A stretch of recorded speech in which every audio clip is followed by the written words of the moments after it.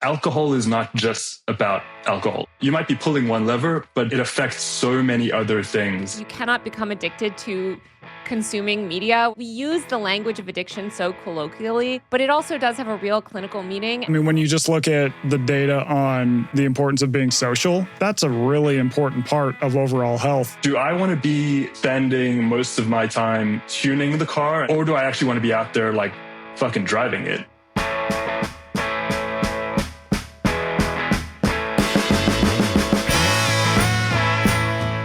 Welcome to 2%. I am your host, Michael Easter, and today we have a really great episode, and we're going to be talking vices. Yes, vices. Everyone's got one, whether it's drinking, smoking, or using social media way too much. I guarantee if you were listening to this right now, you have a vice.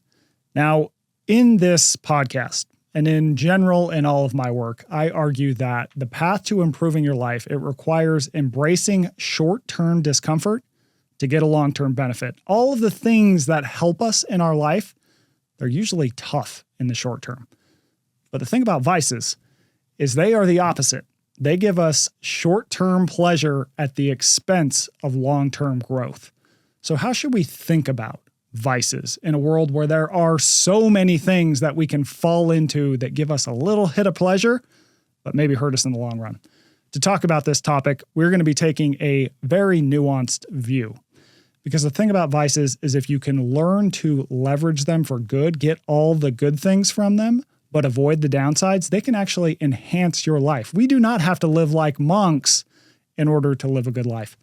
So we're going to be bringing on two people. First, we're going to bring on Dean Stattmann. He is a reporter at GQ magazine, and he had a very interesting and counterintuitive New Year's resolution that is totally opposite of dry January. After that, we're going to bring on Lorenz, who argues that social media is actually not addictive, but the information she gives you might help you use it in a way that helps you in the long run rather than hurt you. And then finally, I am going to open the curtain into my life, and I am going to tell you what my number one vice is. Now, if you listen to social media, you will think this thing is killing me, but if you actually look at the science, there's no harm in this vice I have. So I'll tell you what that is.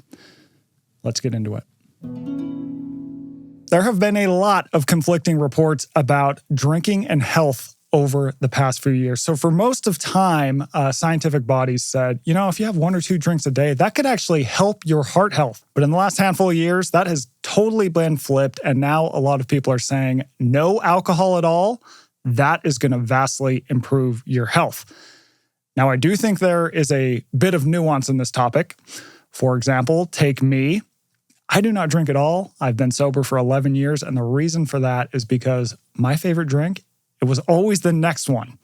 And if you drink like that, you can rack up some life problems. But on the other hand, most people are having 1 to 2 drinks every now and then, and I think a big question is that enough to really hurt health?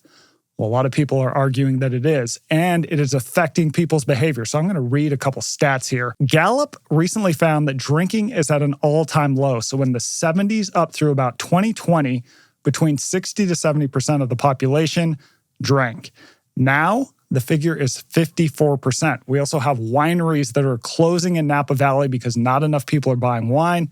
And I recently spoke to a friend who owns a restaurant in LA, and she said that a lot of LA restaurants are struggling because no one is drinking anymore, and restaurants make a lot of money from alcohol sales. So, big question here. Is drinking bad, or can it be even good? I have a friend. His name is Dean Stattmann. I used to work with him at Men's Health magazine. Very fitness-minded, healthy guy. And he saw all this stuff out there about how not drinking is the answer to health. So he decided to jump on the wagon. He lasted about 3 months because he found that although his health scores on his fitness tracker did improve, a lot of really interesting things happened to his mental health and his social life. He wrote a piece about it in GQ. It is called, "Why My 2026 Resolution is to Start Drinking Again." So we're going to bring on Dean, and we're going to talk about how his thinking on alcohol has evolved and what he learned in reporting this piece. All right, Dean, thanks for coming on the show. Pleasure to be here. So let's back up a little bit. It's summer of last year, and you decide you're going to stop drinking. Now, I think the context that's important for this wasn't like, oh, I got a DUI, I got arrested, I'm going through a divorce. What prompted all this? No, none of those things, thank God. I've been a journalist, a magazine editor for literally my entire career, and that's how we met, because we both worked at Men's Health and overlapped there. Yeah, and as you know, you can work in wellness, but it's not like I guess, I don't know, like maybe accounting or something where you really do have this constant. It's every day is different. Like as these sort of wellness trends come and go, you're covering them, you're learning about them. A lot of the time you're actually sort of trying things out yourself. Totally. And I think I had just seen the space evolve so much as it continues to do. There's so many ways you can optimize your wellness. Totally. And you also have, I will point out, because of your work, you work out all the time. Like a lot of your Instagram feed is like you're at the gym, you're doing like all these classes, and you really have to live this. So it's not like you weren't drinking that much, but then offsetting anything you did drink was like 1,000 really good habits. Yeah, a lot of HIIT classes, a lot of running, and then there's the stuff that I just sort of personally love, playing soccer every week. I got, again, just by virtue of covering this stuff, got like really into meditation for a while, got really into like sauna, cold plunge, red light therapy. I've been doing a bunch of high rocks races recently. And this is all throughout, also just drinking like an ordinary person. At a certain point, I just, I kind of got swept up in this like aura around the NA movement where you've got, Tom Holland's Beero and Lewis Hamilton has like a tequila or agave or whatever. And then plus the other dozen plus celebrities that have like non-alcoholic beers and spirits and things now. It's back in the day, it was like everyone had their like vodka, but now it's with alcohol. A lot of these celebrities now it's no alcohol vodka. Yeah. Yeah. I think at one point, actually, the Situation from Jersey Shore had like a protein infused vodka, which was quite funny if you pay attention to nutrition science. Did you drink it? Anyway, oh hell no. No shade to him. I think he actually is sober now. Yeah, he's sober now. Too much of the protein vodka. Yeah. So I guess, sort of point being, I just thought, like, why not give this a try? Like, I'm already doing so many other things for my health, for my wellness. Why not just sort of add this? The science, I think, has moved past the point now where it's like, it's healthy for you to drink a glass of red wine a day or whatever. Like, we know now that that's really not true. From a physical health perspective, there was physiologically, it's not a plus.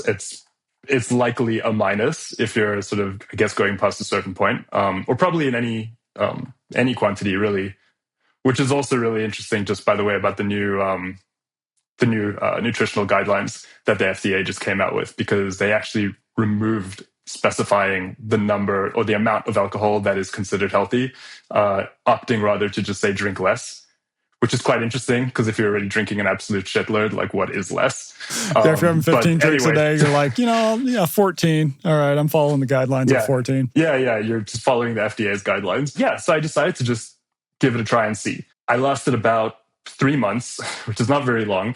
And the reason, really, at its core, was that I didn't realize going in how alcohol is not just about alcohol. You might be pulling one lever, but it affects so many other things. It's not just like my night's going to be exactly the same, except my beer didn't have any alcohol in it.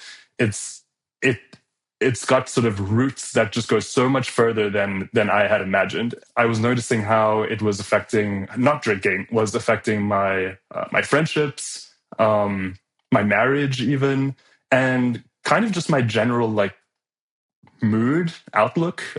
You could maybe even go so far as to say mental health, maybe had I done this for longer.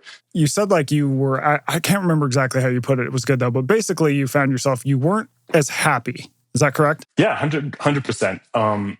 I think, I'm someone who, I work from home, I'm writing most of the time, which is, as you know, it's a very, solo activity. And so I used to really look forward to those times when I would go play pickup soccer with the guys that I had in New York, and we'd go grab beers afterwards, or just going out on a weekend, whether it's a Friday night, going out for dinner with friends, and then going to a bar afterwards, or just going to bars and bar hopping. It's someone's birthday, or you go out and then you decide like, hey, let's go somewhere else after this instead of just going home. I think that just got kind of decimated. Yeah, I feel like the big point here is that I think there's a massive difference between drinking alone at home, watching Netflix or whatever, and the context in which you were doing it in, which is I have a group of friends, we're going to this dive bar, or we've just finished this game of soccer. And in the piece, I liked how you got into the fact that in the context of a bar, when you're drinking, the conversation's almost changed. Where you had a great example where you're like, after the first beer, I'd be like, hey guys, we should all go to this music festival in Virginia. Like, let's roll. I got this, right? And those moments didn't happen as much when you stopped drinking. You did say that you would still occasionally go to bars, but you were like the non-alcoholic beer, and it just changed things. So what was that like? And like, how did that manifest itself in those actual situations? Yeah, I mean, I'll give a great example just from a couple of days ago, even, because now obviously that I'm, not doing that experiment anymore. So my wife and I were out in the sort of like area of Zurich that we hadn't been to before. It's a sort of like industrial part. It's very much like Shoreditch in London, kind of like a little Brooklyn sort of. And we were out looking for furniture. It was sort of a long day. And then we were about to go home, and we saw this like just interesting, sort of mysterious, almost looking bar from the outside. It looked like almost like a little sort of warehouse, but it was like clearly marked like as a bar and had some cool like neon in the windows. And we were just passing by and on the way to the train, and I was like, do you want to just grab a beer before we go? And she was like, yeah, let's do it. So we go inside, and it turns out it's actually this huge like badminton hall, and there were like 8 games of badminton, like full court badminton going on in this like giant hangar. And in the front, there was this bar, and it was so weird. It was almost like a kind of like Nashville, like honky tonk kind of theme, but it also had this like Japan sort of inspo. It was very, and visually it was very like, it was very cool. It was sort of like Wes Anderson meets like Kill Bill kind of aesthetic is the best way I can put it. And I was just like, I'm so glad we found this spot. And then we started talking to the bartender about the badminton, and turns out it's this like badminton club. And we ended up booking a court for the next weekend. And that was last weekend that just passed. And so my wife and I went and played badminton, and we've never done that with each other before. We've never really done anything like that with each other before. And so had we not gone in for a beer, we wouldn't have found this cool badminton place, and we wouldn't have done this like great activity together as a couple. I would have never said, do you want to stop for a beer before we go home? Because like in my mind, at least, I'm sure other people will disagree. Like, what's the point? I think for me, so I don't drink. I've been sober 11 something years. And the important point is that this was not prompted by like, I listened to a 4-hour podcast that told me alcohol is associated with all these risks. I was like the guy who, would wake up and go, where did I park my car? And when you drink like that can come with some repercussions, obviously for your health, but obviously for your life, for your social relationships and things like that. I rarely miss alcohol. When I first got sober, I thought I missed alcohol. What I eventually realized is I didn't actually miss alcohol, because I knew that if I have one drink, it's going to lead to X number more, and that's not going to be good.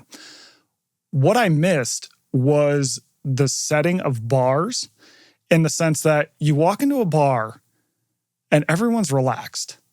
And it like levels this playing field. There's not like people have a warmness. And it's not awkward if someone's sitting next to you to just start talking to the dude next to you. Whereas if you're like, I don't know, at a counter of a Wendy's, or like sitting, like you start talking to the dude at the Wendy's next to you, he's gonna be like, why the hell are you talking to me, dude? But it's in that bar setting, it's like people, there's like a certain sort of social comfort there. There's a warmth, there's a sense of like, with my work obligations, I could just be like, okay, now I can just finally relax. And I do think that bars are unique in giving us those situations where like I would just feel like I let off. And so for me, like after getting sober, I've been like, okay, where can I find that isn't a bar. That's not always easy. What I'm trying to say is like bars have this like unique sociality to them that doesn't necessarily come from a place that isn't serving alcohol. And it sounds like you realized eventually through this experiment, oh, I was getting something akin to that as well. And then when that got removed, you go, well, why the hell is my mental health weird? Like, why am I not having these wacky conversations with my friends? Why are we not like connecting as much? And it all went back to the fact that you had a beer in your hand and you were the type of person that would just have one or two. Right. I mean, you described like the bar kind of environment perfectly. And then in a very stark contrast to that, like during that 3-month stint, I ended up in a couple of situations where I was standing in, typical literal social circle of, 5-6 people talking, no one's drinking. And this wasn't just like people happen not to be drinking in that moment, but like people who aren't drinking. And for health reasons, to me, or whatever reasons, really. Yeah.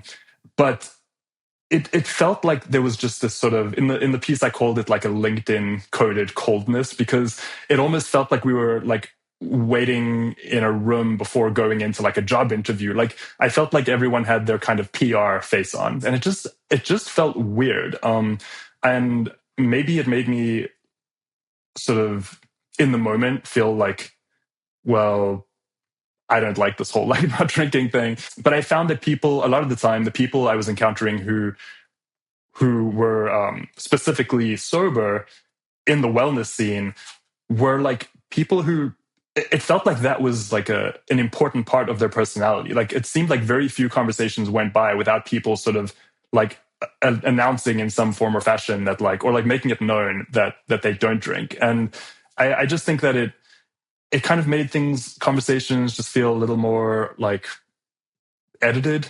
Guarded. Maybe is a good word. Guarded, yeah. And I think this really clicked for me when I connected with an anthropologist for the piece, Ben Tannenbaum, who, like looks into this stuff for a living. And he kind of told me about this concept of costly signaling, where you do something to sort of incur a cost, quote unquote, like upon yourself, do something like negative to yourself as almost as like a social buy-in, so that people sort of trust and see that like, oh, this person's let their guard down. So in this case, it's alcohol, because alcohol is something that's like, not necessarily good for you, like health-wise. But it's one of the ways we sort of subconsciously or subliminally like let people know like, hey, I'm just here to hang out. You know what I mean? Like, I just want to like chat to you, get to know you. Like, there's no ulterior motives here. And I think that's one of the reasons why alcohol does sort of serve as this like social lubricant. And then in the absence of that, you really feel it when you're kind of paying attention to that. Yeah, there's a book that I love. It's called Little Chapel on the River. And it's written by this lady whose name is Wendy Bounds. She's a friend. And after 9/11, she moved up the Hudson River to a town called Garrison. And she was a reporter for the Wall Street Journal. And she took a job at this bar called Guinan's. It's like this old pub in this town. And the book really focuses on the relationships that were built in this bar in this little town, and how it was really the focal point of the town. So you would have people come in, there were regulars. The place didn't serve any hard alcohol. It was beer only. And she wrote about how people would come in who had totally different viewpoints, politically, totally different backgrounds. But in that setting, any disagreements were really dropped. Like, people would give each other shit. They'd rib each other about whatever. But it was like people would just connect who otherwise would have never connected. And that could really only happen in that bar setting. And I think that, to your point about the anthropologist you spoke to, it goes back to that idea you pointed out of costly signaling. And I think when you look at, for most of time, bars were these places where people would go to connect. And yeah, people have been drinking less, but I do feel like since 2020, the rise of sort of the health wellness podcast sphere, which granted I'm part of, I think that's tapered off, and we're realizing that in the sort of quest for optimal health, and you pointed out like the perfect whoop score, which tracks a bajillion different data points. Yeah, 100%. And look, I still wear the golden handcuff over here. I maybe don't check it as often as as you're supposed to. Now that you're drinking, you're like, yeah, I can't look at that score. Dude, I mean, everyone who's ever worn a whoop and has had a beer in their life knows that like the effect it's incredible. Like it'll drop your recovery score faster than, anything. I think part of this too was, again, being in this space, you obviously also come across a lot of people who are kind of taking things to the maximum, and spending most of their time doing things that are like optimizing their body. And at a certain point, I was like, we're all, not to get like grim or anything, but like we're all going to die. Like we haven't gotten to the point yet where like immortality is something we've discovered. And so with the assumption or the understanding that like we all do have this sort of limited time here, it's like, do I want to be spending most of my time in the garage tuning the car and washing the car? Or do I actually want to be out there like fucking driving it and enjoying it? And so I think I got to a point where somewhere in those 3 months when I just realized like, kind of cost benefit here. Like, what am I gaining by not drinking? And absolutely, I was gaining things. I mean, Whoop could tell you that. Like, I was waking up feeling great, no more hangovers. I saved so much money. I just was more, clear-headed in the mornings. I could have an earlier start to the day. But on the other hand, everything that I was trading off, and it's not like I stopped getting invited to things. It was more like I started actually removing myself from things. I don't want to go bar hopping with friends if I'm not drinking alcohol. Like, it's so boring. And like, you're just watching your friends get absolutely sloshed. The conversation becomes increasingly like annoying for you.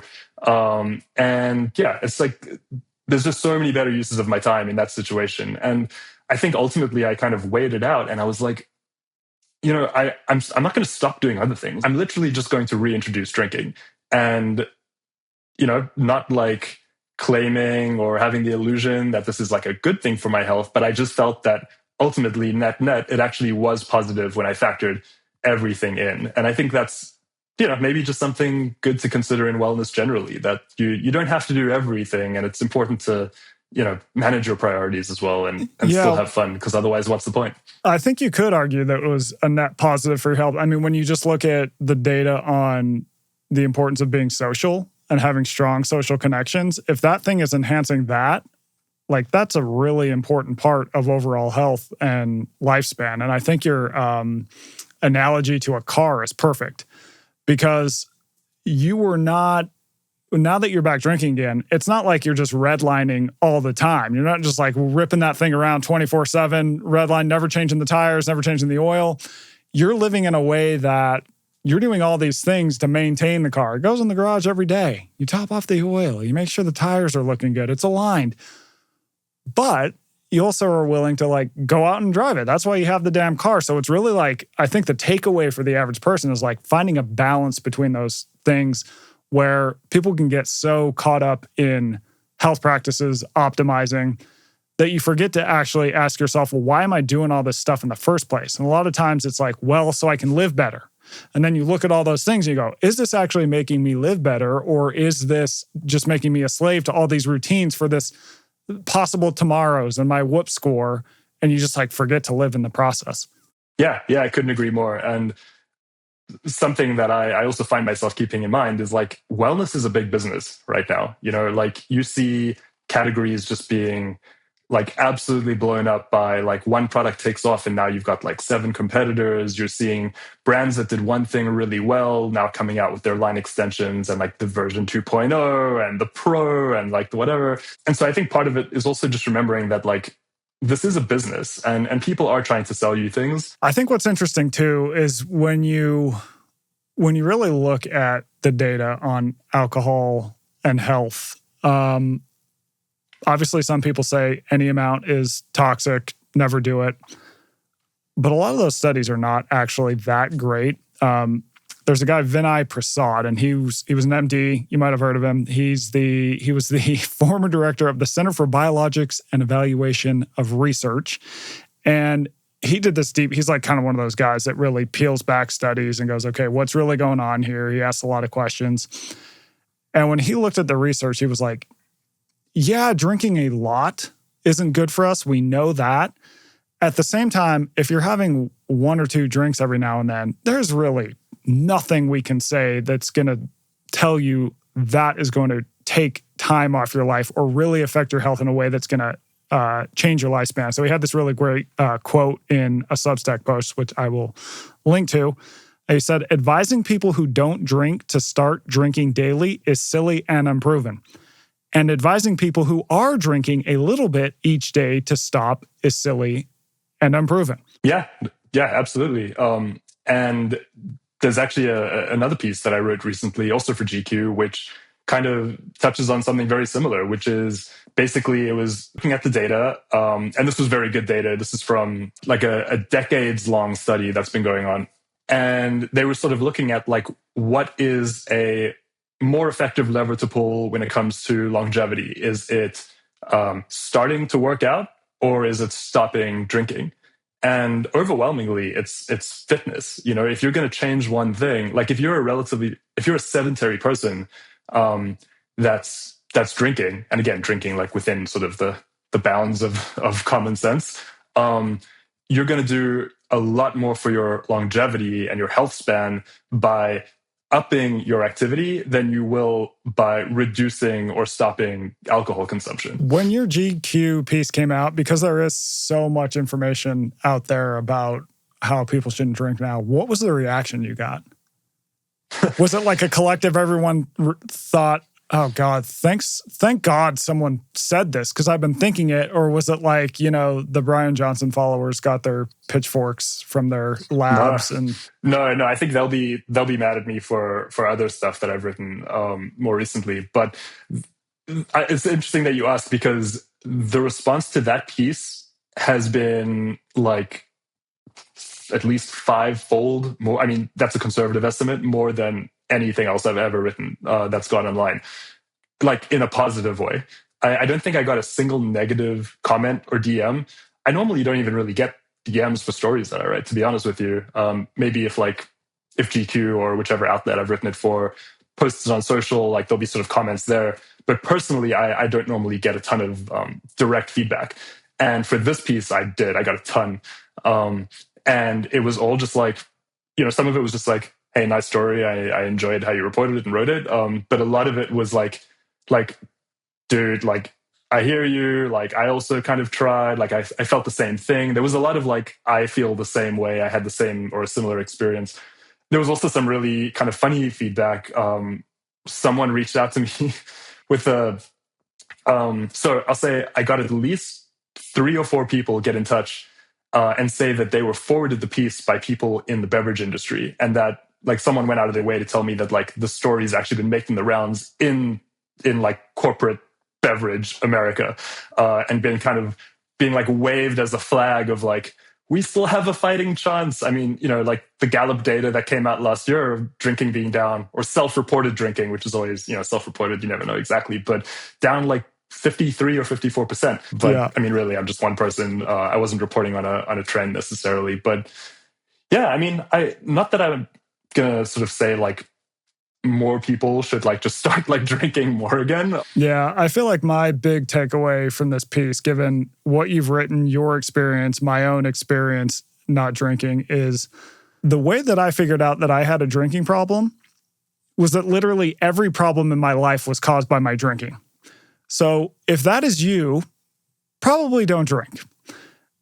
If you're more like Dean, where you are doing 100 healthy behaviors, you go out, you have a couple drinks in the context of friends, you have great conversations, you meet new people, you find badminton courts embedded in like old railway stations of Zurich, that seems like it's probably adding to your life. And so I think it takes a little bit of introspection to figure out where am I on that spectrum.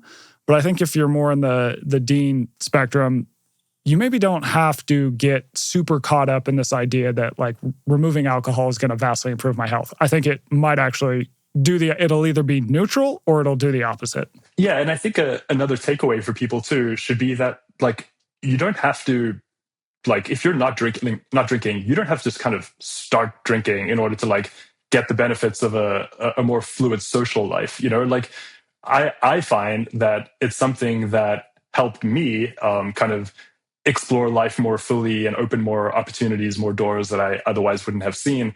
But every personality is different. I'm also like quite an introverted person. I think if you are not drinking and you find that you are just like thriving anyway, it's not like, oh, well, let's see what this could unlock for me. Like that guy said that it worked. Like, you don't need to do that. Like, I don't think any sort of KPI from like a fitness tracker is going to be what ultimately is what makes you make a certain decision here.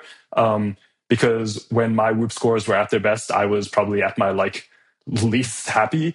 I think that it's more just doing like a holistic inventory of your life, taking a very honest look at yourself and saying like, am I happy?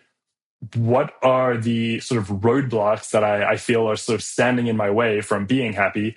And then just sort of like chisel away at those based on what's causing them. Yeah. Feels like a great place to end. Thanks a lot for coming on, man. I'm glad you wrote the piece. I thought it was really smart. I think it was a good read in the context of all the information about this today. And I think you approached it really fairly and with a good, I'll call it sober head on. Thanks. Well, I appreciate that. And yeah, great to be on here. This is definitely a lot of fun. All right. So maybe you don't smoke, you don't drink, you don't gamble, but you may have a certain vice, as I do, and that is social media. The average person today spends more than 4 hours on average on their phone. Probably a lot of that is going to social media. So you are seeing a lot of attention being put on this idea that we are on social media way too much, and it is causing us harm. Probably hearing about kids who are getting depressed from using social media too much, probably even adults as well. And in order to unpack this issue of whether social media is addictive or not and whether it hurts mental health, we have a really great guest. Her name is Taylor Lorenz. She's been reporting on this topic for a very long time. She is the author of a book called Extremely Online: The Untold Story of Fame, Influence, and Power on the Internet. She also has a podcast called Power User. It's a really good one. But the thing about Taylor is she does not think social media is addictive. And this has become a big debate, in particular right now with some new rulings out of California and New Mexico that have deemed social media addictive. So we are going to bring Taylor on. We're going to ask her to defend her position of social media not being addictive. She's also going to talk about the real science behind social media use and mental health, some of the underlying questions that need to be answered before we could even say social media is addictive.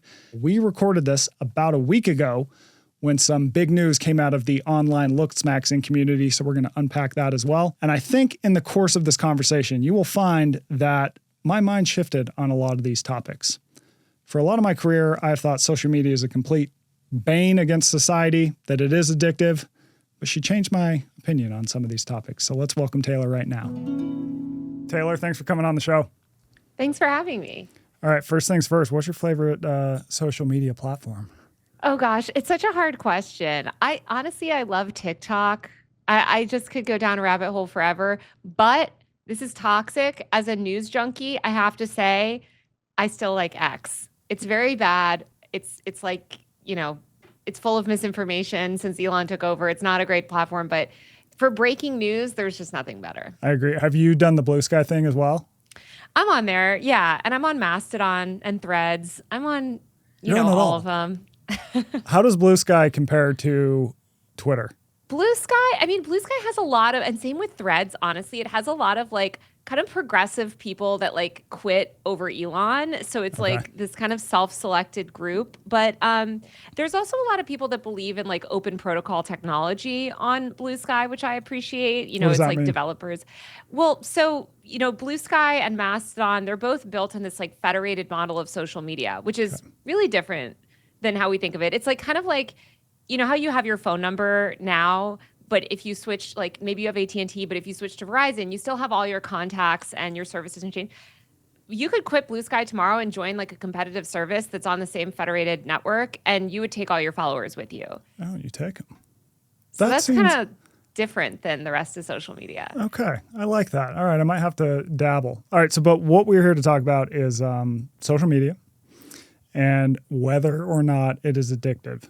So I think a lot of people would agree drugs, alcohol, those get lumped in the vice addiction category. And now recently there's an argument that social media should be put in that category as well. What is your take on that? Yeah, so this is something that they've tried to argue for over 100 years. Before social media, even existed, we had this idea of being addicted to media and communication. As far back as the day of novels, there were novels that were banned for being too addictive. They tried to ban radio shows, soap operas, television, comic books, like you name it.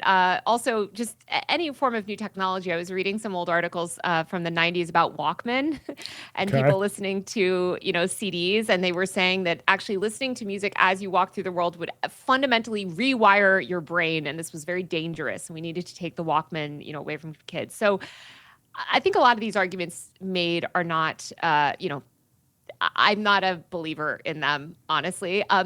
That doesn't mean that I don't think social media is highly compelling and that people can't have extremely problematic compulsive use. It's just really important to distinguish that from addiction. Yeah. So how do you see addiction then? Like, where's the difference? Yeah, addiction is, there's a whole sort of like clinical definition of addiction, which just, you cannot become addicted to consuming media, whether it's music, books, internet videos, etc. You can really enjoy it. You can do it compulsively, but you don't have a lot of sort of symptoms of addiction. So for instance, like a physiological withdrawal, right? If you're not going to go, you don't have to go to like, you're not like detoxing from social media. I mean, we use the language of addiction so colloquially, and I understand people kind of using it as a shorthand, but it also does have a real clinical meaning. And when we're writing laws around this stuff, we shouldn't rely on that sort of clinical designation to write policies around speech and communication. Yeah, that makes sense. So I have a question. Do you think that gambling can be addictive? The thing with gambling addiction, according to the people that I've spoken to about it, is like you are constantly raising the stakes. There's a lot of like compulsive behavior related to kind of money, spending, et cetera. Really, the reason that gambling is addictive is you are fundamentally like losing money, which puts you in this economically precarious state and makes you increasingly desperate. And people will be like, oh, but what about like you get dopamine, from social media? Okay, you also get dopamine from listening to music, Right. Are you a music addict because you listen to 9 hours and you got nonstop dopamine from it? Like it's different. I think gambling is mostly considered a vice. And the reason it has a negative outcome is because of our economic system. If we had a completely different economic system and nobody cared, money wasn't like, structured the same way, like could people gamble all day and not have a lot of harm? Yes, but the harm, a lot of it comes from our economic system. So the problem is that you could, in theory with gambling, when you push that to the most extreme degree, it ends in complete financial ruin and effectively the downsides are much higher than social. I think we need to talk about the downsides, right? Yeah. And how realistic these downsides are, because I think a lot of that stuff is overblown. For instance, there's this, a lot of very hyperbolic claims about social media and mental health, that widespread social media usage is leading to some sort of mental health crisis among children. That's just not borne out by data. Now, if you are, what we do know that is borne out by data is it's not so much that social media is affecting your mental health as the way that you engage with social media is shaped by your mental state. So if you're very depressed and you listen to really sad songs for 5 hours or go on social media and engage in an unhealthy way, that can make you sadder. Yes, you're right. But and that doesn't mean that you're to blame, right? Like sometimes that content is given to you algorithmically. But I was talking to a friend recently who's going through a divorce, and her Spotify Discover playlist has been like very depressing. And she was like, I feel like it's like it knows that I'm going through a divorce and it's like feeding me this stuff. And, like we all feel the push and pull of these algorithms. And I don't want to discount that. What I would argue is that like the way to counter that is through data privacy legislation so that these platforms cannot hyper-target us and, with highly engaging content rather than like censorship of all content that we consider harmful. Yeah, I do think the fact that someone needs some sort of underlying, let's say, discomfort when they fall into overuse, it's almost like they have a pre-existing state and then that gets filled by whatever thing. And you see that even with drug addiction. So things like there's a reason why the opioid epidemic really hit Appalachia. It's because you had all these towns that were decimated by the loss of different industries. People couldn't make money. It was a depressing situation. And then you have this sort of like influx of a substance that gives you this sort of short-term relief from these, from the circumstances that you find yourself in. And then you see this thing bloom. Which is ironically, like, this argument was really kind of made most famously about novels. So novels in the 1800s were a massive hit. I mean, parents were freaking out. There was these novel addictions, and they were trying to get, young people treatment for their novel addictions because, life was not great in the 1800s, and a lot of young people would escape, to these novels. And I think, reading about novels, it's funny because a lot of those claims are the same ones being made about social media today, where it's like young people they see everyone else leading these amazing lives and it makes them depressed. And that's probably true in the sense of like engaging with media. I mean, I grew up in the 2000s as a teenager, like looking at Cosmo magazine, being like, why don't I look like the models in this magazine? Why am I not living this great life of like these reality TV stars, right? Like we all engage in this stuff, but I think we just have to be careful at sort of like what we're deeming cause and effect. Yeah, that makes sense. So do you think that there is actually a growth in mental health problems among young people? I mean, what we see around the data, it kind of varies a lot and has actually backtracked the past 2 years. Like suicide, like a lot of mental health problems that these people on Twitter will like go and, say, well, like, look at the declines in mental health since 2010 or whatever. But if you look at it since the 1980s, it's significantly up. Like we're living a better life than our parents, and our parents lived a better life than their parents. So, there's a lot of things around that. Now, did we have a financial crisis in 2008 that radically affected the younger generation and devastated the family lives of, millions of people? Same thing with 2020. Hundreds of thousands of children lost a primary caregiver to COVID alone. Losing your mom or dad, like them dying of COVID traumatically, like that's a lot more traumatic and life-shaping than like watching too much Instagram for like 3 months while you were on remote Zoom school or whatever. And not to mitigate it, but it's interesting also that like suicides dropped when kids were most online, like that in that year of 2020.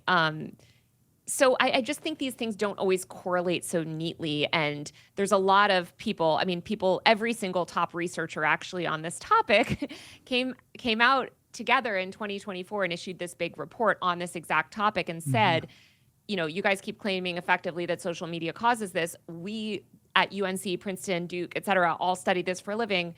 We can tell you social media is not causing it. It's a mix of economic and socio-political sort of factors.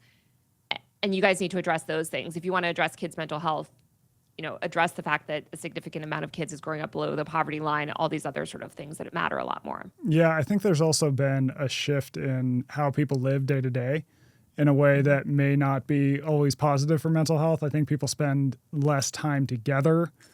I think people spend less time outside. I think people are less physically active. And I think those all correlate pretty strongly with mental health, especially in young people. So when it's in the context of social media, you could argue, oh, well, it was the social media. Or you could say, well, what was the person not doing because they were on social media? So it's not that social media causes these other things weren't happening as well. Like it's I think the like overall point you're trying to make is that it's like really complicated. Yeah. And, I've interviewed hundreds and potentially thousands of kids at this point over the years. And one thing that they all say is like, I want more free time. Kids today have hours and even just, I'm shocked at talking to teenagers compared to like, I'm a millennial. So like, I haven't been in high school in a while, but like. Same here, guilty. Like 15 years ago, schoolwork was radically different. Kids today have significantly more homework. They're also more likely to participate in the economy. So they have jobs. They feel this pressure to, to make a living, to be interning in, high school. Colleges have gotten more competitive. The economic situation has gotten more intense. So there's all these pressures. And then we have the geographic landscape of America where there's no longer third places. Malls, which I grew up going to, like have shuttered. You mentioned sort of like physical activity. A lot of young people today don't get that. They don't participate in, team sports have been sort of bought out by private equity. Yeah, the third spaces thing is interesting because I'm also a millennial.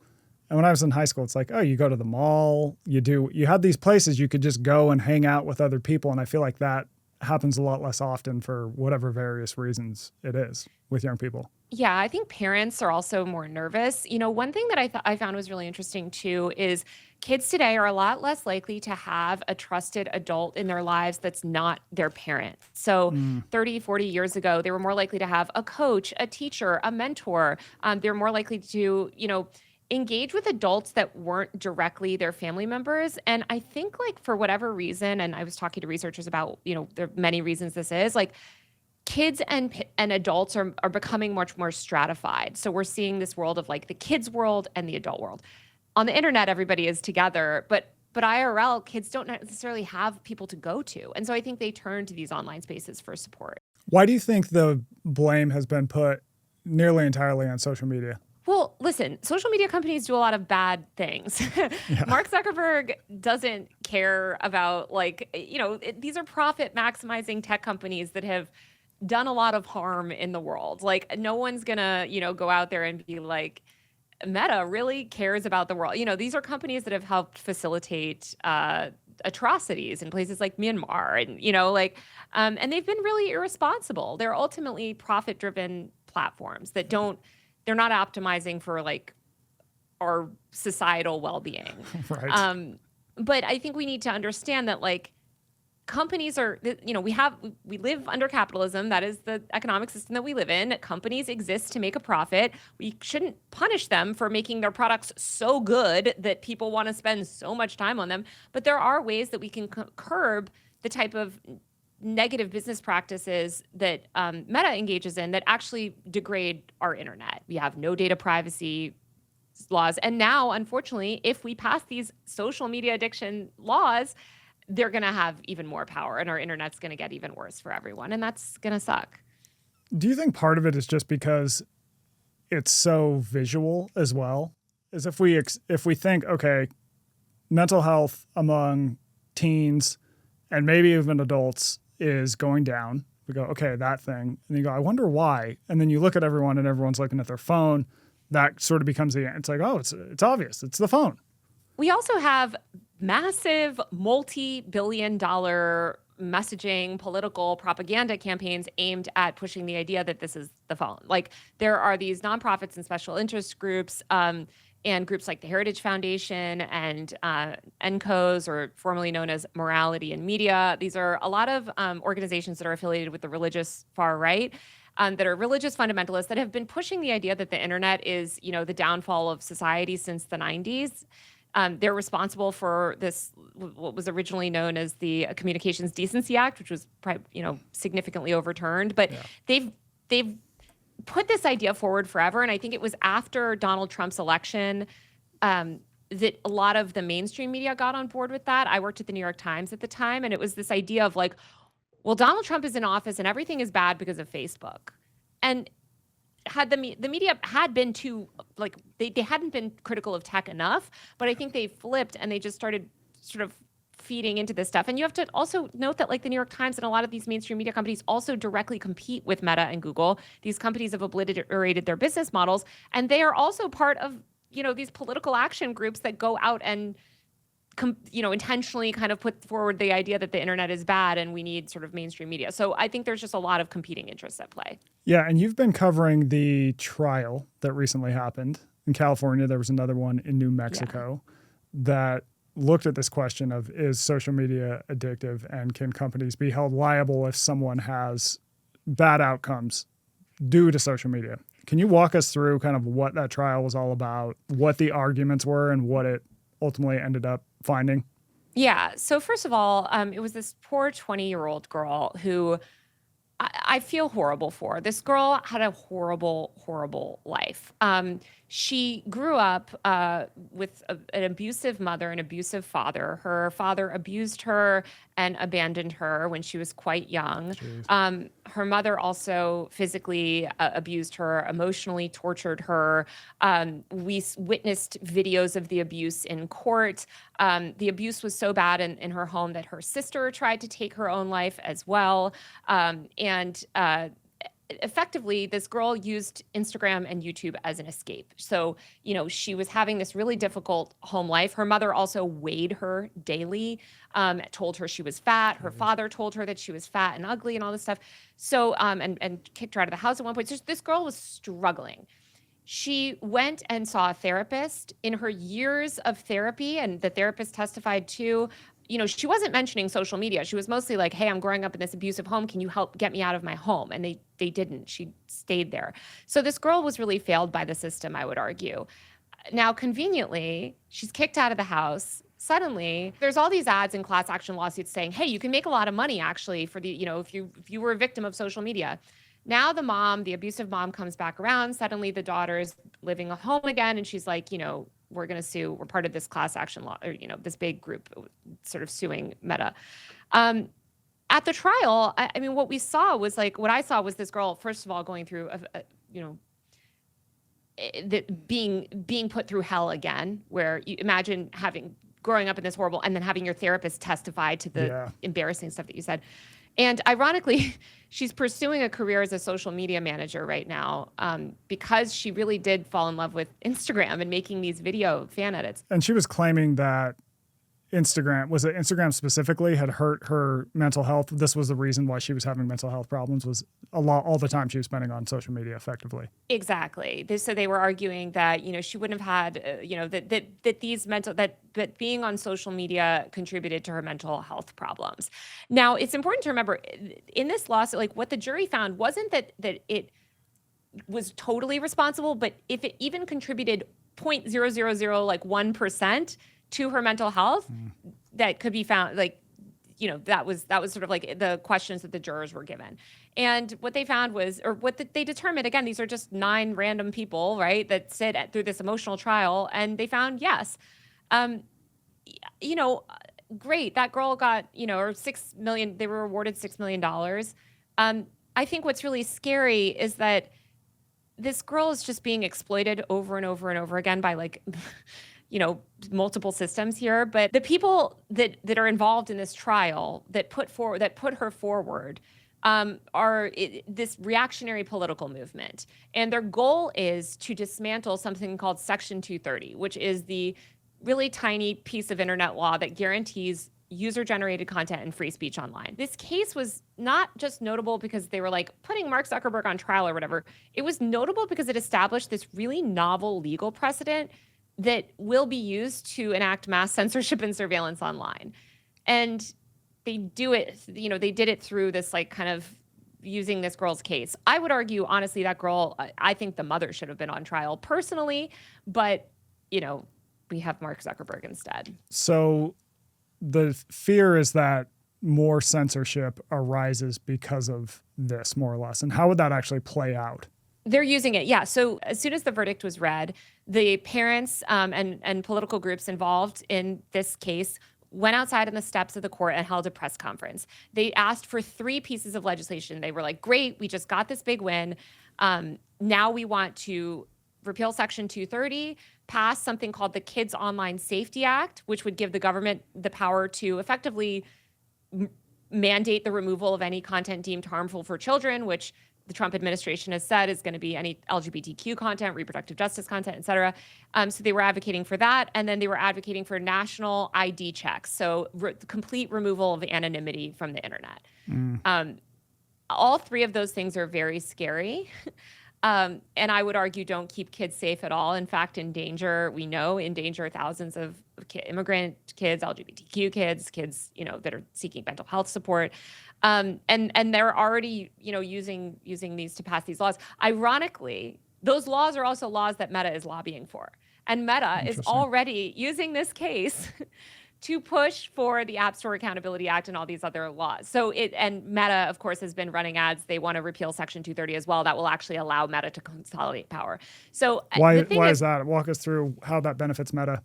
Yeah, so Section 230 guarantees it effectively puts the liability for online speech on the speaker. So if you go on the internet and you say something bad, you should be held responsible. Say you say something hateful in a chain email. I forward that chain email to my mom. Section 230 allows me to forward your email without being held liable for defamation if what you said in the email was bad or wrong. So it's really important. It allows us to have retweets. It allows us to leave a negative review on Yelp. If you were to remove Section 230, basically every single platform would have to pre-screen content and ensure that it's not sort of any legally dicey stuff. So you would not be able to leave a negative review on Yelp because the restaurant might sue Yelp, and Yelp doesn't want to have that. Now, because of AI, these tech companies, the really big ones, are actually kind of fine removing Section 230 because they are confident that they can pre-screen everything with AI. Yes, we'll have mass censorship. Yes, we won't be able to criticize power online anymore, but that's how it is in a lot of authoritarian countries, and they still have a thriving internet ecosystem. Ultimately, these giant tech companies, they rely on harvesting data. They don't rely on free speech. And censoring every single piece of content actually allows them to harvest even more data than they previously do now. So they don't really care about that. What it would also do, though, is decimate the broader internet, remove forums, remove grassroots free speech. Interesting. So I can see I can see an argument for some sort of, guardrails. I can see a case where when I think about when are young people most at risk of potentially developing what we talked about with like excessive overuse that could cause harm. So if you look at, I'm sure you're familiar with this, but just for the listeners, if someone, say, takes a substance like alcohol or marijuana when they're 15, their odds of becoming addicted grow to like 50%. Whereas if they wait till they're 21, then the odds are 10%. And that's because people are kind of finding comfort and trying to figure things out when they are younger. And so if something sort of relieves short-term discomfort, the brain sort of remembers that and it can lapse into some sort of misuse. So I could see someone's argument for saying like, well, maybe we need some guardrails on this, especially for young people. How do you think about that? We have centuries of speech law in America. Section 230 does not protect platforms from illegal content. Yeah. Section 230 also allows platforms to moderate content differently. So a gardening forum can be moderated differently than a BDSM forum. Section 230 is actually what allows children's spaces to exist on the internet because they can be moderated differently. If we remove that, all spaces are effectively moderate. It's all sort of like the same. It's basically all or nothing. You bring up sort of like alcohol or cigarettes, et cetera. What I would say is that those don't provide benefits. Like those don't provide like. No, I would argue differently. What I mean is that like, we're talking about access to information, and ironically, that example that you just gave of exposing someone at 15 to verse 21, it's actually much more harmful to expose young people to sort of the entire internet later because they don't develop the media literacy skills that it's so crucial for them to develop actually as young as possible. So it's really important to expose kids to the internet at a young age under direct supervision, right? And with guardrails, because you want them to be able to operate in the media and information and technology sort of landscape of their time and not fall for misinformation and not fall for scams the minute they turn 18. But to do that, you have to introduce them to this stuff really young. That's why when we grew up as millennials, we had computer class. We learned about these things. People should be learning about this stuff in civics class and social studies, et cetera. We should say, here's what misinformation is. Here's how you can look at this platform. Here's some tools to navigate. Instead, we're going the opposite way, and we're trying to kind of ban kids completely. And then we know that the later they get on, the more likely they are to fall for scams, the more likely they are to fall for misinformation, et cetera. This would explain why boomers are always falling for fake news on Facebook. Yes. Literally. Is there data behind that? Definitely. Yeah. And there's a lot of media educators that have tried to talk about this repeatedly, journalists, others. I think what's hard is that a lot of these parents feel like, I can't do a media studies class with my kid. Why is it my job? I don't have the, and they don't have the time. A lot of them are working two jobs. A lot of these, kids are growing up in households where both the parents work. They see them for an hour, So what I would argue is for some sort of public education system, especially with AI. We're seeing this a lot with AI. Say you ban social media tomorrow, we're about to see this on steroids with AI. We need to reform our public education system. We need like national educational, things, and maybe make the tech companies pay for it. Make the tech, like, tax them more. There's so many things that we can do to fix these problems. We can also pass comprehensive data privacy reform laws so that these young people are not getting, as you say, like addicted, whatever you want to say. We know that this content is highly engaging. Part of the ways that these feeds are made so engaging is because they can hyper target you. There's that famous story where Target knew a girl was pregnant before her own father, right? Like, if we take that away, the content gets a lot less engaging because they can't target kids as aggressively. So do you think that maybe the algorithms need to be changed? Well, we don't want the what's kind of like the solution, I guess? Yeah. Or maybe there's not even a problem to solve. I don't know. No, there are definitely problems to solve, big problems, and there's a lot that we could do to, I think, address all of the very legitimate concerns that parents have when they talk about this stuff, because it's really hard to raise kids today. I'm totally empathetic about that. We don't want top-down government control of algorithms. Like, that's very silly. The Trump administration has said what they would do with that, and it's not good. But we do want to give users more control. So ironically, we were talking earlier when I first joined about Blue Sky or Mastodon. There's this other model for the web that actually is gaining popularity, which is the Fediverse model. It's this model where essentially there's interoperability between platforms and there's a lot more user choice. With Blue Sky or some of these other services, you can actually choose, you have control over the algorithm, you can tweak the algorithm, you can put a lot more user control, and parents can set a lot more controls. Things that these big tech platforms don't allow. There's no advertising as well on a lot of those alternatives. So they're just inherently less predatory. We could mandate that all of these social media platforms federate, that you don't have to use Instagram. Maybe these kids, like, they don't want to be left off totally socially, but maybe they use an alternative to Instagram, but they can still access certain parts, certain content from Instagram that's fed into this alternative app that's in total grayscale and doesn't, has a reverse cron feed or whatever. But it's about giving people choice, because I don't think we want the government controlling content. And I don't think we want parents. Every child is different. What's appropriate for one child at 15 is not appropriate for another child at 15. And we should trust parents and families to make those decisions. Yeah, I think that makes a lot of sense. And I hadn't heard of that different model, but that seems logical. That parents should have some say in, like, what is being fed to my kid. Because right now it's just kind of like you log in and it's just what's going to happen happens. Well, it's like, does your kid have Instagram? Yes or no? It's this binary thing. And yeah, you can set teen accounts, but it's like, there's not choices. What if we had 20 choices instead of Instagram that were all really similar, and kids could all connect? They could have the same social network on all of them. We can mandate, changes to these companies. We can also say, hey, Meta, you continue to use the Computer Fraud and Abuse Act to shut down any and all competition.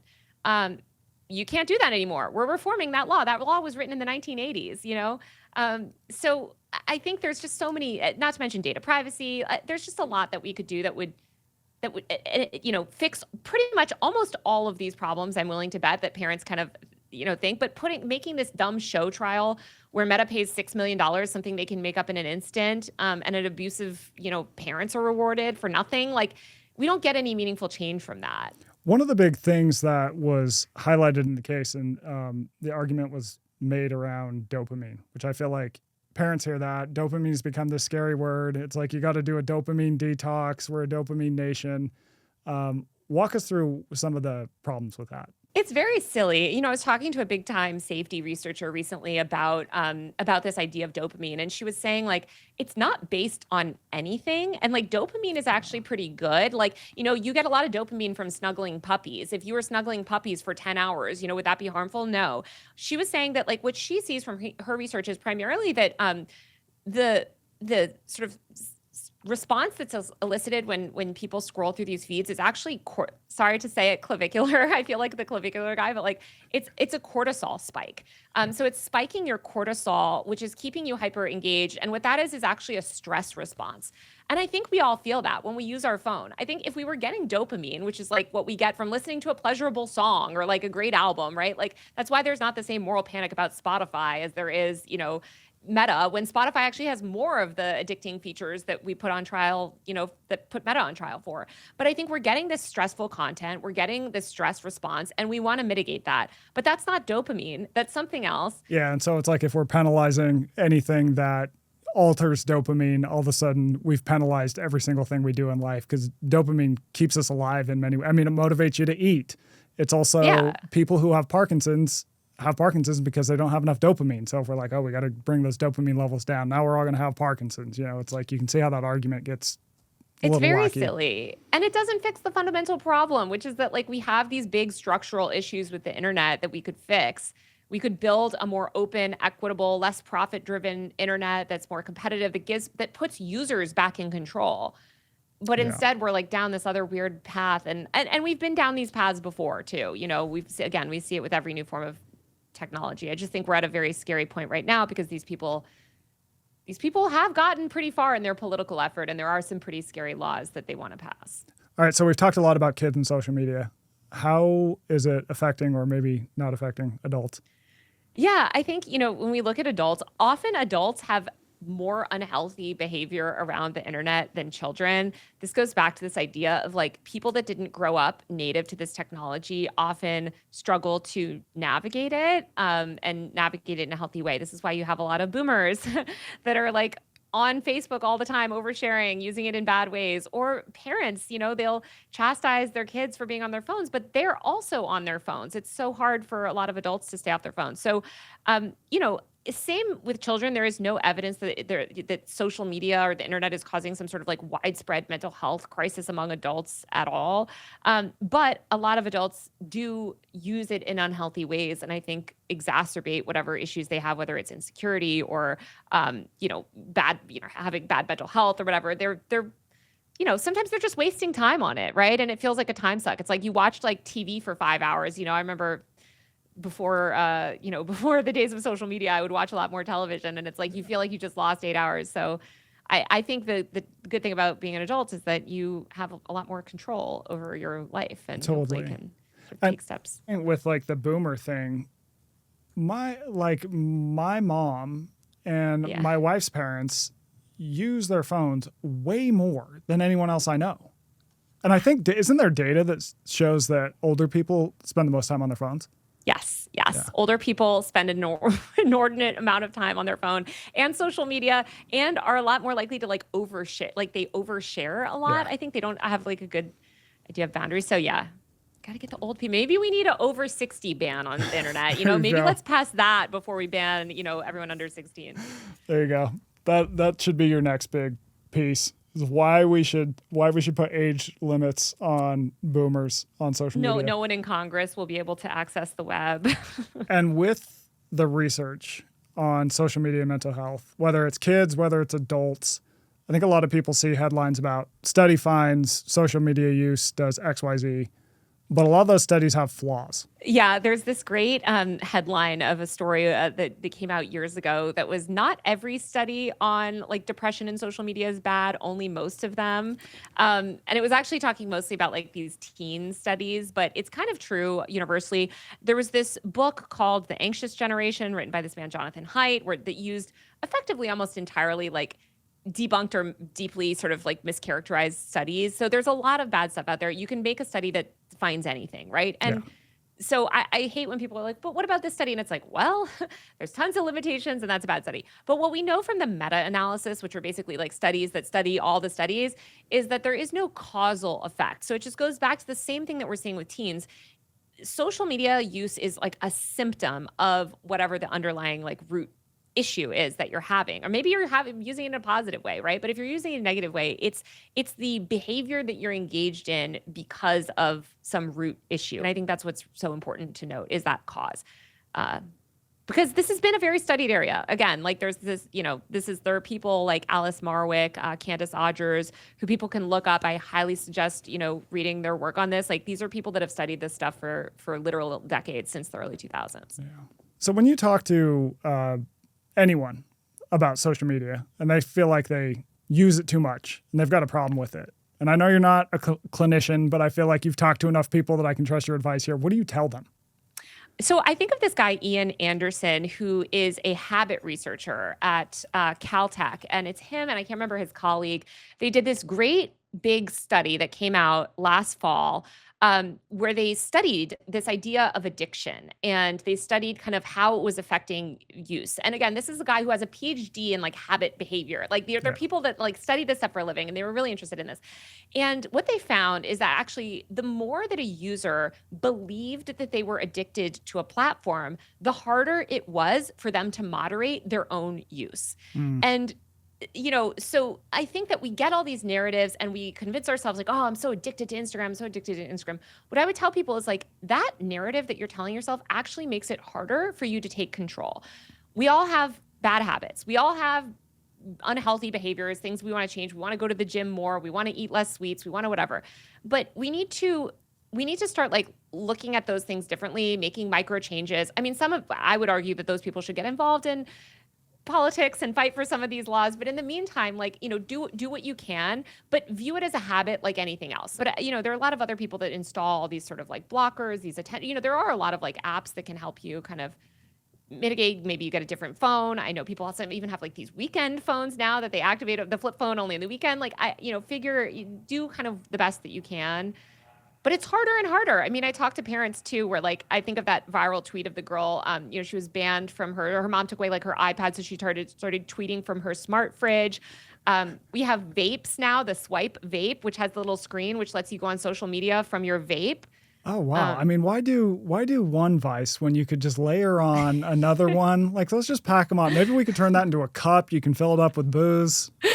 It's bad, but it's like we're living in this like internet enabled world, and it's getting harder and harder. And like parents, I know it's so hard and it's so unfair that so much is falling on parents right now. But what I would say is like expose your kids to this stuff in like young, like healthy ways when they're young, and teach them to moderate their use when they're young. Don't stigmatize it. When you talk to kids too, the primary way that young people use social media, and I know that like everybody thinks it's scrolling short form video. According to Adam Massari at Instagram, it's actually DMing each other. It's chat. That's why Snapchat is so popular. It's chat.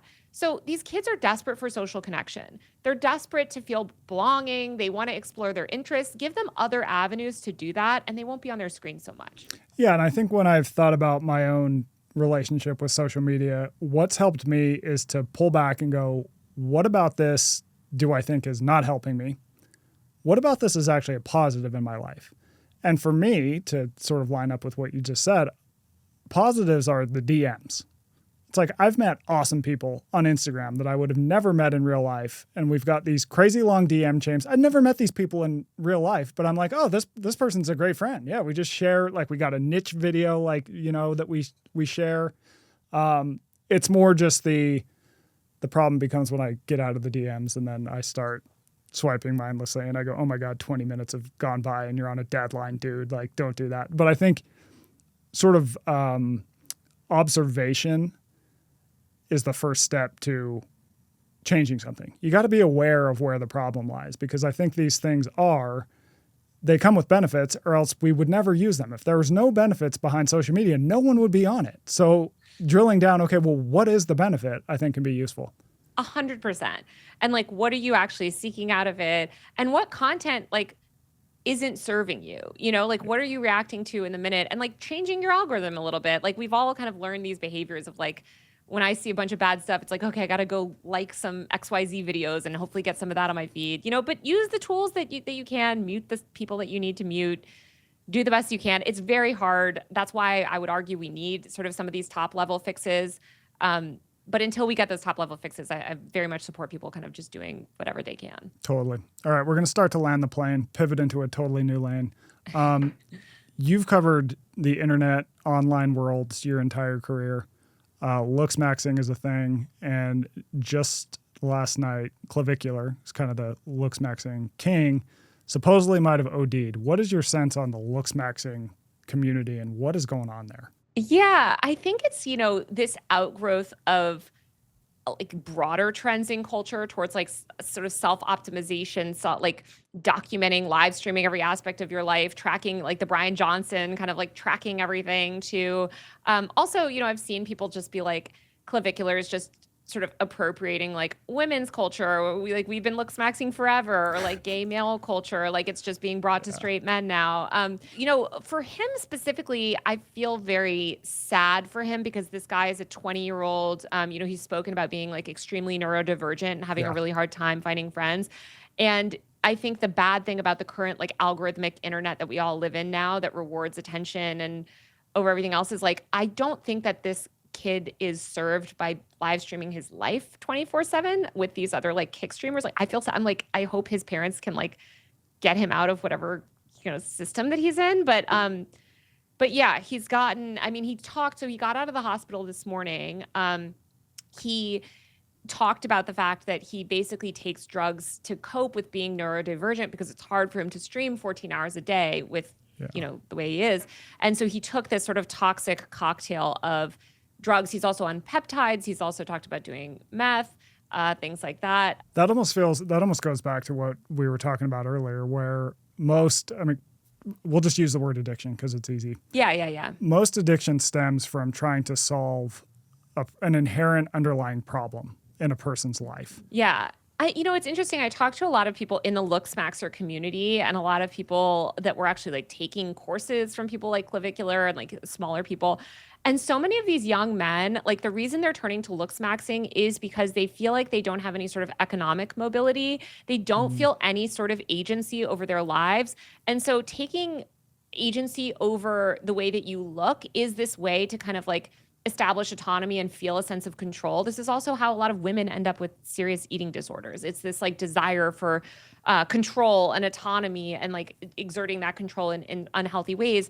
And I think that like if we want to address like the look smaxing and all of these sort of like unhealthy things, we need to have like, again, broader conversations about like what is it that is making these men feel so hopeless and nihilistic about the world, and how do we mitigate that? Because it's like, yes, social media exacerbates it, but actually the worst sort of places where these places, the places where these men get radicalized and all of this hate is fomented are forums like looksmax.org that are not algorithmic. They're like old school forums. And so it's like you could ban social media and stuff, but they're actually getting radicalized in this like very 1990s kind of like format. So you can't just blame the algorithms. Like you need to go a little deeper and be like, what is making young men turn to these coping mechanisms? And like you said, unhealthy stuff, whether it's, I think, drugs, alcohol, going, bone smashing, whatever, it's all sort of like maladaptive. Yeah. And that's where it gets really complicated. And so with what we've just been talking about now, it's easier for politicians, these different groups to just be like, oh, it's the social media. It's not all these million other things happening in people's lives. Yeah. It's not the fact that young men, have seen like average wages decrease for, so many years, or they watch their parents struggle economically. Their entire childhood was defined by the financial crisis. They feel, I did a bunch of stories back when I was at the New York Times in 2021 on Wall Street bets and crypto and speculative kind of, effectively gambling, I would say, with these like meme coins and meme stocks. And a lot of those kids have ended up in the look smaxing sort of community and adjacent communities. And there's a lot of overlap between the like meme coin crypto world. And it's just nihilism. It's basically like the entire economic system in America is a lottery anyway. What's the point of, investing? There is no such thing as like working for 40 years for a stable company. There is no stability in the world. And I get it. Like these are kids that grew up, Donald Trump, has had a political career for like 10 years. So they sort of have primarily known him as our president. They had COVID. They have, it's like there's a lot of upheaval that they've witnessed. And so I think this is how they're kind of, reacting to that. Yeah. All right. Final question. This is a more positive question. Yeah. You've been a vegan for a long time, right? Yeah. What have you learned from that? It's given me a lot of empathy. Like I was thinking of this recently. I used to be extremely militant about it when I was young and like really moral, like really annoying. I was like the one that was like, most people, I'm surprised that, I actually like, I'm bringing it up sometimes, but I don't have it like in my bio and stuff. And if you want to go talk about toxicity on the internet, nothing is more toxic than like the vegan communities online. And like so much of my early internet experience was being that person online that was like the 14-year-old, like, being like, you're murderer, you're doing, genocide of the chickens and you should die. And, and I think like the older I get, the more I realize that like we all just make these sort of like ethical trade-offs and decisions in life and how to live life. And you kind of just have to do the best you can and accept that like, I'm flawed. I'm not living perfectly. This other person isn't living perfectly, but like, let's just all kind of like work together to have a better society and not be so black and white. And you know what? If you want to eat 20% less meat, like that's good for the world, I would argue. So that's a positive note to end on. I like that. Empathy for people and being accepting and open. Yeah. I love it. Try not to rage tweet, Yeah. Try not to rage tweet. That's a good rule to live by. Well, Taylor, I appreciate you coming on. This was awesome. Thanks for having me. This was fun. All right, let's land the plane here. We heard from Dean Stattmann about why alcohol in moderation can be a good thing in some circumstances. Then we talked to Taylor Lorenz, who told us that maybe all of this moral panic over social media is overblown and there are ways to use social media to improve your life.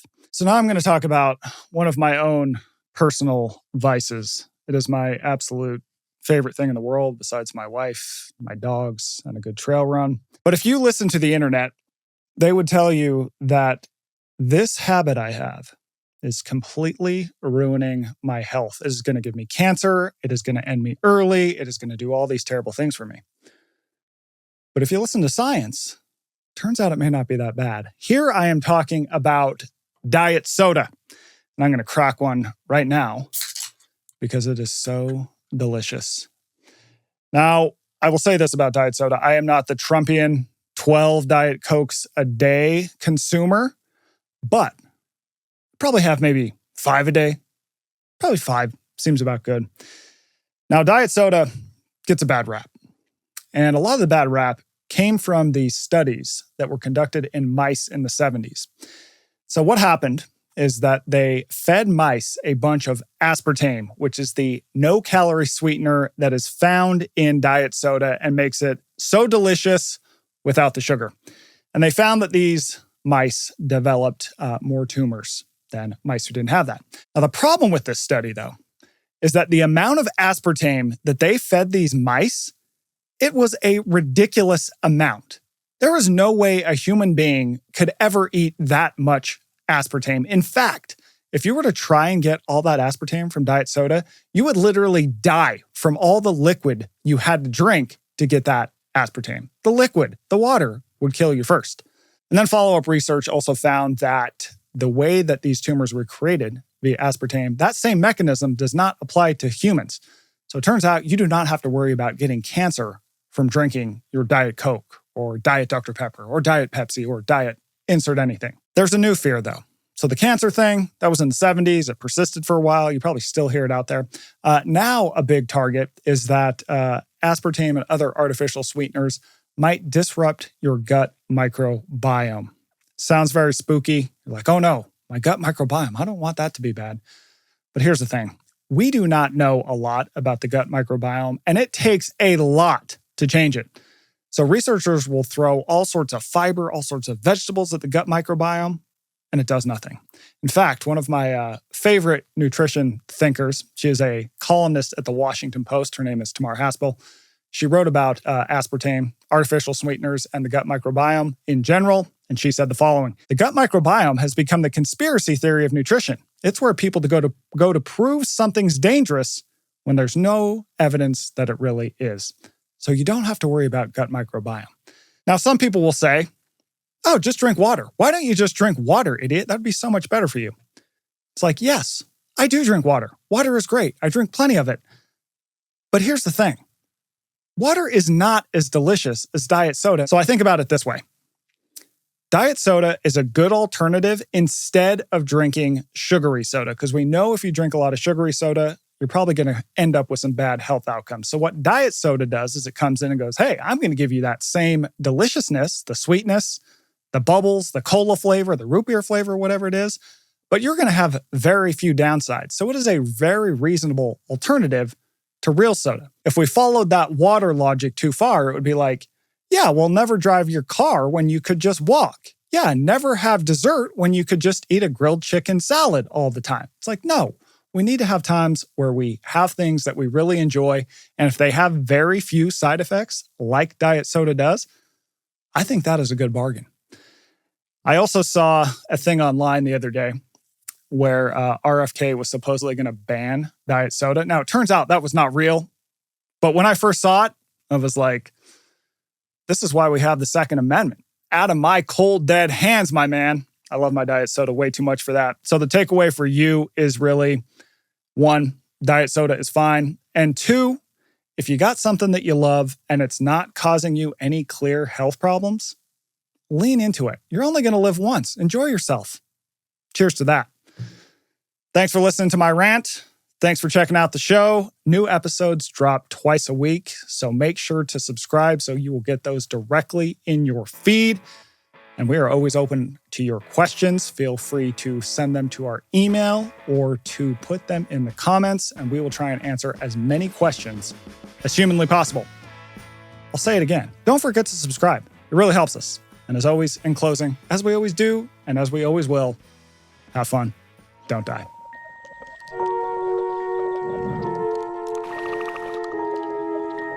Thank you.